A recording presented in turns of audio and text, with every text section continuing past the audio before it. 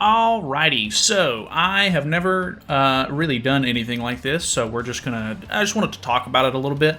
Um, if you don't know, collab character costumes are paid only if they are UR rarity. So you can get the SSR costumes like these for 60 diamonds.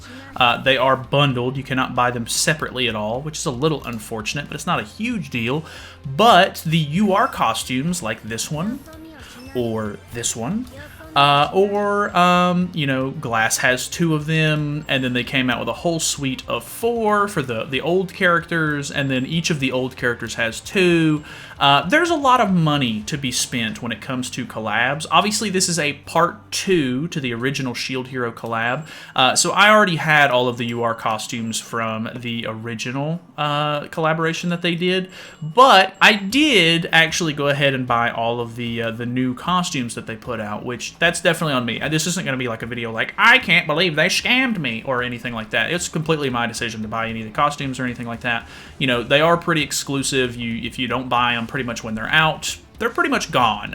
They've never done a part 3 to any of the collabs, so my assumption is that if I don't buy these now, they're pretty much not going to be, you know, able to be bought, which is also leading me to maybe want to buy the last costume that I'm missing for Kizuna, which I actually really like Kizuna. She's such a cool character and so useful in PvE, but I don't know if I'm going to do that or not. But either way, I did buy all of the new outfits, so I bought all 4 of the old character, like returning costume, like the old character new costumes, and then both of the UR costumes for the new characters. So that came out to, they're like $13 and something odd cents per costume for me in the US.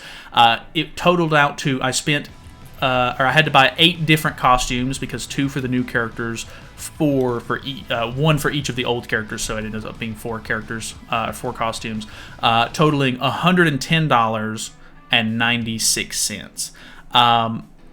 Am I happy with that? No, not necessarily. Was it worth it? Is kind of what I wanted to talk about, because obviously that is not a small amount of money. I mean, if it is, I'm so proud of you. You're doing so great in life.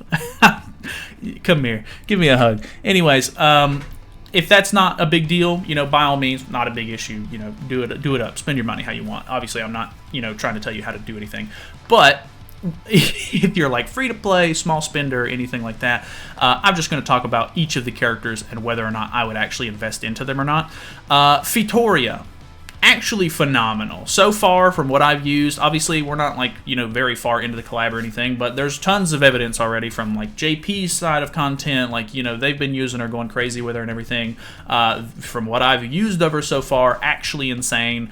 I would say 100%. Like, she is, if you're into the unknown team and you're already investing because you want the character for your unknown team, I would say she's worth buying the costumes for. She is, I think everybody's already said it at this point, she's like festival level character in a collab for 600 gems guaranteed, which is not a bad deal whatsoever. Obviously, the fact that you have to buy the costumes with real money is disappointing. That does suck. I'm not here to debate that. I don't think anybody is in agreement that let's like, yeah, lock those behind the cash. But Glass, on the other hand, I am not super impressed. I do really like the character. I'm glad that I got the costumes for her.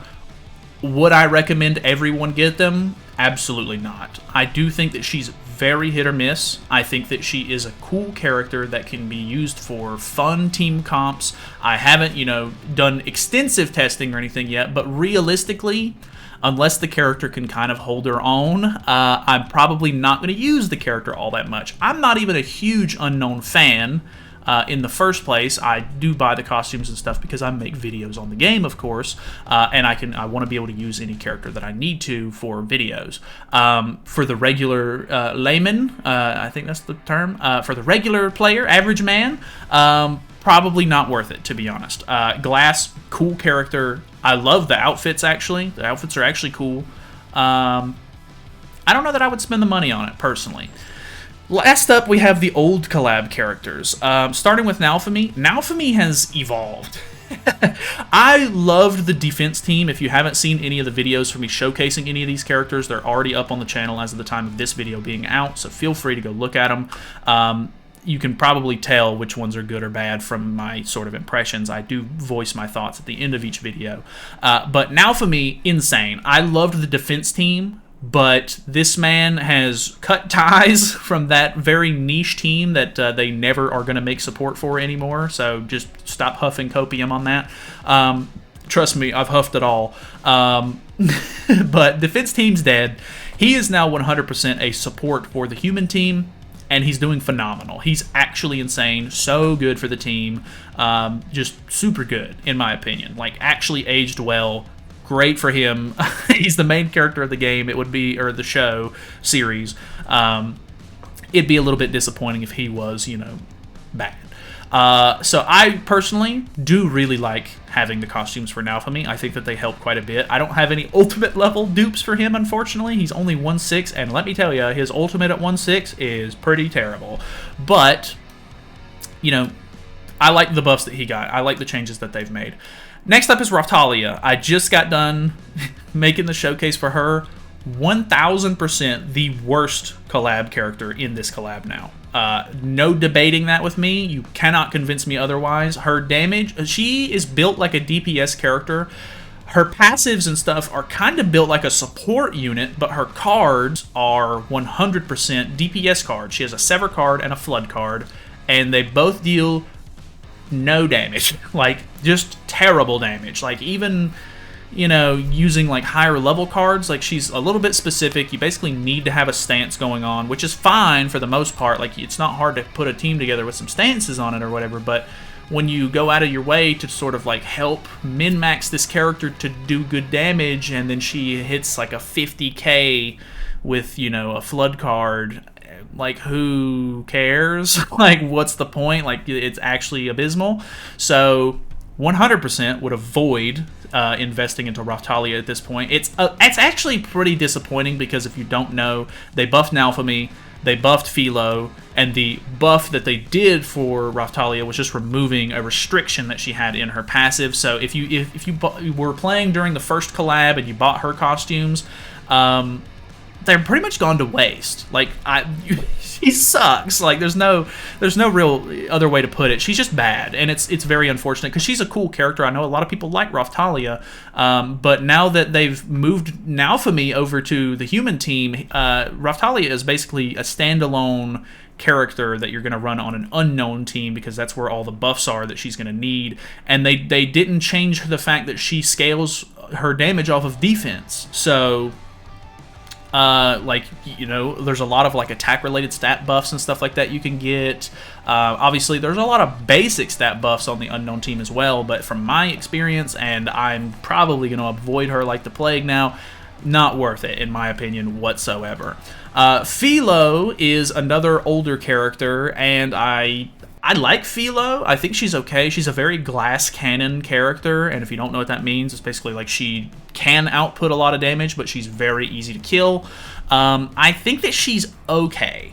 I think that if you're gonna have Fitoria, you're probably better off running like a Fitoria comp instead. There are a couple of like gimmicky sort of like turn 1 kill teams or like turn 2 kill teams where you can run Filo and Fitoria together, and those are fine. I think you could probably get a pretty similar result with Tyr. It's not going to be the exact same, but you know, Filo did get buffed to where she puts a defense or crit defense, crit resistance debuff on the enemies now. I think it's a 30% reduction for both of those, which is, you know, that's great. It's going to help her crit more. You know, you need debuffs on the field to have her work anyway.